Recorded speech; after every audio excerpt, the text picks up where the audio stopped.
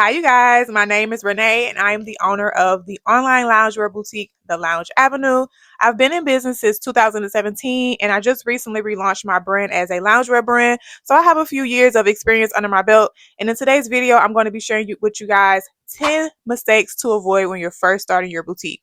Now, these are things that I did not know when I first started, and things that I wish I did know when I first started because it would have saved me a lot of money. It would have saved me a lot of time, and it would also have avoided a lot of mistakes and headaches that I did not need to have. So I'm going to be sharing the blueprint with you guys for things that you need to avoid when you're first starting a boutique and why they are important. So before we even get started, we're going to talk about why it's important to avoid mistakes when you're first starting, because if you don't, you risk the probability of decreasing your revenue, studying your own growth, not reaching your potential customers, not finding the proper audience, not finding and using your resources correctly, a lot of different things. So let's just get right into it so that I can get you started and get set up on the right path. So mistake number one, do not start without a clear path. So this is something that I did not do when I first started my boutique. I just knew that I wanted to start a boutique. I was so excited. I saw other people doing it, and it was something that I always wanted to do. A little background about me: I used to work in retail in the stores, and I loved it. And eventually, I wanted to have something of my own. So I took all of that excitement and put it into starting my own brand. But what I did not do, I did not have a plan. I did not have a plan on how much money I wanted to spend and invest in the beginning. I did not have a plan on what type of materials or what type of products I was going to sell. I did not know how I was going to reach my customer. I didn't have a plan at all. I just started buying stuff and posting it on Facebook and Instagram with the hopes of finding my target audience and with the hopes of growing my brand without any knowledge and any experience. Now, I did learn a lot along the way, but that was something that could have helped me out in the beginning if I would have just took a step back, thought about it a little bit, did a little bit more research, came together with a solidified plan, and put it all in action before just jumping the ship. Okay. So, what you're going to want to do is do your research. Don't start without a plan. Try to start with what you know. Google is going to be your best friend. Use YouTube as a resource. It is very helpful as far as like finding ways to start a business. There are a lot of different videos that gives tips and tricks and resources on how to do that. But before you do anything, make sure you start with a plan. Okay, sit down, take some time, don't rush it. Give yourself a realistic time frame. I would say about 30 days of planning to find out what it is that you really want to do and how you're going to go about it. This will save you a lot of time, and it also will save you a lot of money in the long run if you just take a pause, take a break, and start with a clear plan. Mistake number two to avoid: not knowing your target audience. So for me, when I first started, I just knew that I wanted to sell women's clothing, right? So I bought inventory that I thought would look good, things that I like for the most part, and I didn't narrow my audience down enough. Women's clothing is what I had. I just wanted to sell to women, period. So when you're growing your business and when you're starting a business, you want to make sure that you are aware and know who it is exactly that you want to target. Figure out exactly who you want to sell to by determining your target audience right in the beginning. It'll save you a lot of time and, again, a lot of money versus just throwing out all of your resources into the wind and seeing where it sticks. Beforehand, make sure you just pick your specific target audience first. So, for example, the target audience for my loungewear brand is busy homebodies who value comfort and style in their loungewear pieces and that allow for them to look effortlessly put together without them having to do too much. So, the girls that I target enjoy a simple, versatile, comfy, cute loungewear style that allows for them to wear their outfits at home, but also allows for them to wear their outfits out and about in their busy everyday lives. This is the basis of what I base my business on as far as when I'm doing my marketing, when I'm creating my content, the voice of my brand, the inventory pieces that I choose all reflect back to my target audience. So that I have something specific to talk about, and I have a specific audience that I'm trying to reach, and the specific audience that I'm trying to get my brand in front of. It makes things a lot easier when you have the specifics of what it is that you're doing and the specifics of who it is that your business is for. Mistake number three: overbuying inventory. Now, over the course of the years of me being in business, I've seen a lot of different ideas from people about how much inventory you should have when you first start. My suggestion to you is to buy what your budget allows. So in the beginning, after you did your planning, after you discovered and figured out who your target audience is or who you want your target audience to be, buy specific inventory within those categories of what you've determined during your planning process, and then create a small budget for yourself to test with.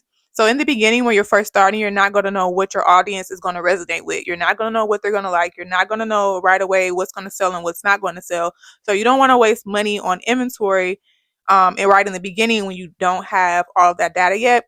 So, when I first started my business, I started with $300 and I used that $300 to buy inventory. I bought one pack of three different styles, I believe. And in the beginning, like I said, I did not have a plan. But when I did my relaunch for this current brand that I am running now, I knew what I wanted to sell because I had did the research and I also already had the data, so I knew what to purchase.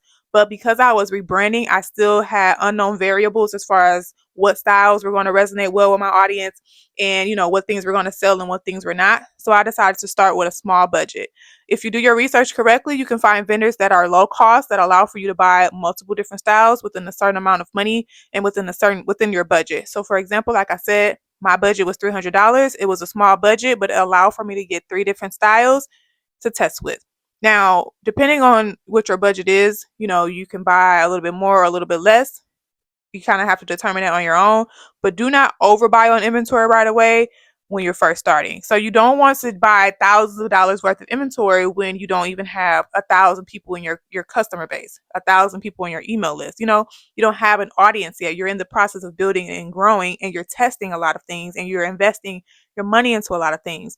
So you don't want to go all in on your inventory because you want to save room for marketing, you want to save room for testing, you want to save room for a lot of different other things. You don't want your full entire budget to go into inventory when you don't know whether or not the inventory is going to be exactly what your audience wants.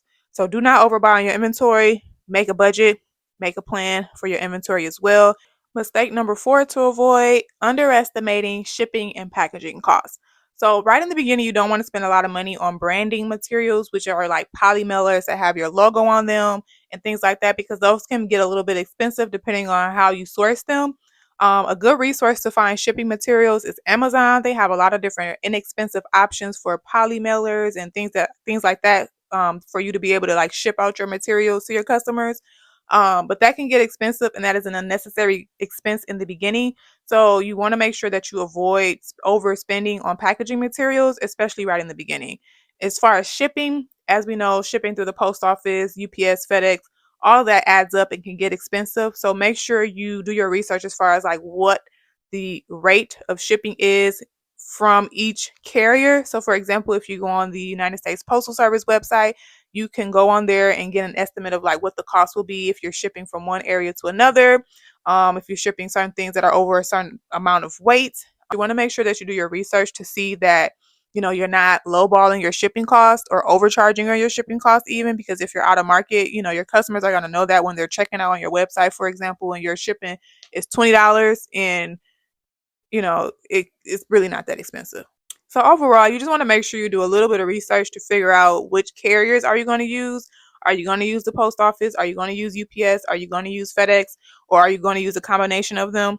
But in doing so, just kind of get an idea of what that is going to cost you so that you can know also how much you're going to charge for your customers for shipping and how much you may or may not have to come out of pocket for also with shipping. So overall, you just want to make sure you're doing a little bit of research to see how much shipping is going to cost you so that you can determine how much you're going to charge your customers for shipping, and also determine which carriers are you going to use. Are you going to use the post office? Are you going to use UPS? Are you going to use FedEx? Or are you going to use a combination of them? So just make sure you kind of do a little research in that area in regards to how it's going to affect your business as far as an expense and how you're going to charge your customers now that you know that that's going to be an additional expense for your business. Mistake number 5 that you're going to want to avoid is choosing the wrong vendors. So like I mentioned earlier in this video, with determining your target audience, it helps in creating a plan. It helps for you to streamline the type of inventory that you're going to be selling. In the beginning, you do not want to just buy a bunch of different styles, a bunch of different materials, a bunch of different anything just to test it. You want to avoid doing that. To avoid using the wrong vendors, again, it's going to take some time to research. You're going to want to make sure that the vendor that you're choosing is reputable. You're going to want to make sure that the vendor that you're choosing has good reviews. So always look through the reviews of your vendors to see what people are complaining about. Because 9 times out of 10, that's going to be something that you're going to end up experiencing too. If you see a lot of that in the reviews, how are they with their customer service? If something does go wrong, do they communicate that with you? If something does go wrong, are you able to return the merchandise? Are you able to get a credit? Are you able to talk to customer service to get your issue resolved? So that takes a lot of research in finding a reputable vendor and also finding one that fits the niche and target audience of the products that you want to sell for your brand. So make sure that you do your research and your due diligence in finding vendors. And I will also have another video after this one going into more details on how to specifically find vendors. So if you are interested in that, make sure you subscribe so that you can be here for the next video. That is going to be a little longer to get into detail about, because finding a vendor can be tricky. Because finding a vendor can be tricky, but you're going to want to make sure that you do not invest your money into the wrong vendors. So mistake number 6, avoiding photography. What I mean by that is using stock photos can be okay depending on what type of business that you're selling. But if you're going to go into the business of selling clothing, you're going to want to create content that kind of brings the outfit to life. And with using a stock photo, it doesn't bring any real brand identity to your business. It just kind of, is a little bland. People won't be able to relate your brand to that photo because 9 times out of 10, somebody else is also using that stock photo. So you're going to want to make sure that you invest some time into creating content and creating your own personal photos for your own brand. Everyone has a cell phone these days, and most times the camera quality on a lot of these cell phones are really great. So you don't have to spend, right off the bat, a lot of money with any photographers. Utilize the resources that you do have when you're first starting. So you can be the model for your brand. You can use a friend, a family member, or you can hire models if that's in your budget in the beginning to create content that is specific for your brand. So over time, they can be able to pinpoint and say, oh, that's such and such's brand because I recognize that model, or I recognize that style of photography, or I recognize that pose, and I can relate it back to that brand. So in the beginning, you want to make sure that you begin your branding right away, and that is a part of your branding by taking photos of your merchandise in your own unique way, and try to avoid as much as you can using stock photos, because in the end it doesn't really bring any life to your brand, it doesn't bring any value to your brand, and it doesn't help people to identify who you are and what your business is in the long run. Mistake number 7, and along with that, the next mistake is not leveraging your social media. Social media is a free tool. Facebook, Instagram, TikTok, YouTube, Pinterest, whatever platforms you decide to be on, they are all free. It doesn't cost you anything to post. It doesn't cost you anything to use. Use your social media platform. So in the beginning, when you're creating your brand, you're creating your business page, make sure that you use it to the fullest extent. Create you a, social media strategy, a social media schedule so that you're consistent, especially in the beginning. It's important for people to see you consistently so that they can get familiar with your brand and become aware of your brand. Use social media to the fullest extent because it is a free resource. Mistake number 8 to avoid: ignoring the importance of customer service. I know we've all had a bad experience one time or another with dealing with a restaurant or a business, and we had a bad customer service experience. You do not want that to be the case for your brand, especially right when you're first starting. Make sure you understand the importance of customer service. How do you want to be treated? How would you like to be treated by a business or by a brand that you decide to spend your hard earned money with? Ignoring customer service can harm your business in a number of different ways, especially in the beginning when you're just starting out. So, bad customer service can lead to negative reviews, loss of customer loyalty, and unhappy customers. And if you don't have any customers, you don't have a business. So, you don't want to start off with neglecting good service. You're going to want to make sure that you have systems in place, policies in place, things that your customer can easily refer to on your website, as far as like return policy, shipping policy, things of that nature, so that they can have an understanding of what to expect when they shop with you. Make sure you have policies in place for if something goes wrong, as far as like if a customer wants to return, or if a customer needs to exchange, if a customer is unhappy. What are you going to do about it when those situations occur? because they will occur. Don't think that they won't, because they will.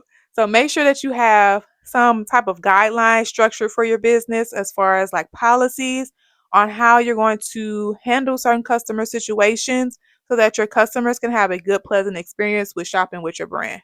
Mistake number 9 to avoid: not tracking your finances properly.